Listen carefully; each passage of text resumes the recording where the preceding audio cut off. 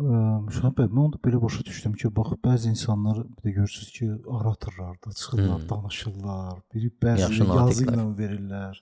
Bax, siz deyəndə məndə o assosiasiya gəldi beynimdə. Deməli, elə çıxır ki, biz o informasiya hansı ki qəbul edirik onu, onun verilmə yolları insanlarda hər birində təbii ki müxtəlifdir. Müxtəlifdir, bəli. Hə. Hətta ikizlərdə də belə olur ya bu. Hı. İkizlər baxsan ki, belə baxanda bir şəraitdə böyürlər də onlar da, yəni. Belə baxanda bütün hər şey, yəni hər şey onlara eyni olur. Hətta paltarları da eyni olur ya, bəzi halda. Hə. Bax onlarda hətta görürsən ki, nəsə fərqliliklər var. Yenə də fərqli olur. Hə, normaldır. Çünki eyni şeyi siz iki insana eyni şeyi tutub göstərə bilərsiniz. Amma o iki insan eyni şeyə baxsa da fərqli şeylər görə bilərlər. Həyatda görməklə baxmaq fərqli şeylərdir. Hamı baxa bilir, amma hamı eyni şeyi görmür. Ona görə də insanlar eyni mühitdə böyüsə belə fərqli düşüncələrə, fərqli inanclara, fərqli dəyərlərə sahib ola bilirlər.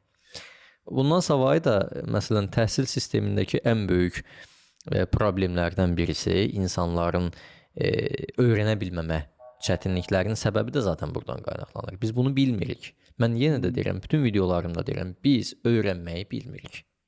Biz birinci öyrənməyi öyrənməliyik, ondan sonra nəsə öyrənməyə başlamalıyıq. Öyrənməyi bilmədən bizə yükləyirlər informasiyanı. Bu adam nətər öyrənsin? İndi o informasiyanın giriş, emal, çıxış kanalından danışdıq da, düzdürmü? İndi təsəvvür edin ki, bir məktəbdir və ya bir ali təhsil müəssisəsidir və ya bir kursdur, dil hazırlığı kursudur. Ya da hər hansısa bir işinizlə bağlı getdiyiniz hər hansı bir təhsil mərkəzidir, yəni tələbəlik dövründən savayı ilərləyən yaşlarda. Deyək ki, müəllim vizualdır, informasiyanı görüntü ilə öyrənir, səslə daha yaxşı, danışaraq daha yaxşı ötürür. Bu müəllimin izah etmə qabiliyyəti yaxşıdır, amma informasiyanı təsvir etmə qabiliyyəti zəifdir. Tamam. Sinifdə 20 dənə şagird var.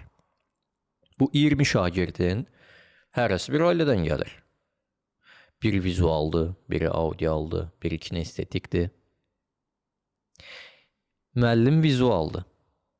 Sinifdəki 20 şagirdin 5-i vizualdır. Nə olacaq? O 5 dənə şagird müəllimi daha yaxşı başa düşəcək. Ona görə qalanları pasiv olacaq.